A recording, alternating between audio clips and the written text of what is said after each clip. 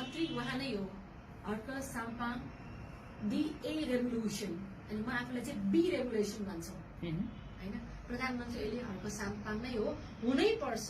किनभने भएन भने फेरि पनि आउने त ठग लुच्चा लफङ्गा, घर भड्काउने, डोजर चलाउने, जनतालाई आँसु दिने होला नि।